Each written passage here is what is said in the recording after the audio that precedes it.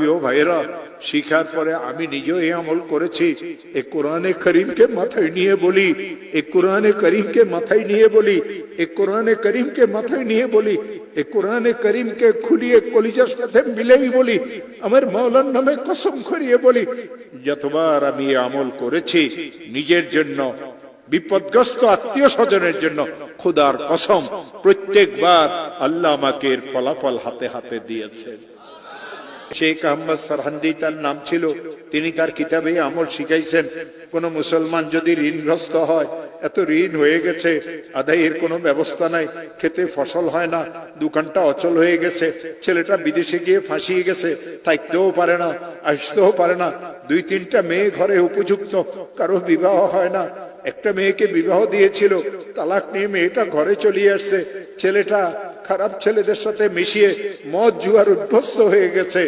এই লোকটার পেরেশানির কোনো শেষ নাই, অনেক মামলা মোকদ্দমা তো সে ফাঁসিয়ে গেছে।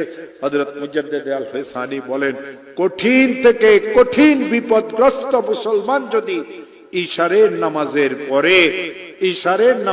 পরে তাসবিহ হাতে নিয়ে যেই দরুদ শরীফ পড়তে জানে, 100 বার দরুদ শরীফ পড়বে। আল্লাহুম্মা সাল্লি আলা সাইয়্যিদিনা মুহাম্মদ, আল্লাহুম্মা সাল্লি আলা সাইয়্যিদিনা মুহাম্মদ, আল্লাহুম্মা সাল্লি আলা সাইয়্যিদিনা মুহাম্মদ।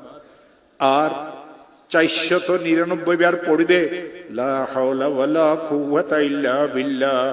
একবার পড়বে লা হাওলা ওয়ালা কুওয়াতা ইল্লা বিল্লাহিল আলিয়্যিল আযীম। আবার 100 বার দরুদ শরীফ পড়বে, হাত পাতিয়ে বলবে, আল্লাহ আমি তো মামলা মোকদ্দমায় ফেসে গেছি। হাত পাতিয়ে বলবে, আল্লাহ আমার মেয়েগুলির তো বিবাহ হচ্ছে না।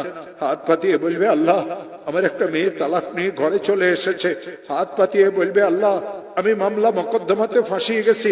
হাত পাতিয়ে বলবে, আল্লাহ আমার খেতে ফসল হয় না। হাত পাতিয়ে বলবে, আল্লাহ আমার ব্যবসাটা অচল হয়ে গেছে।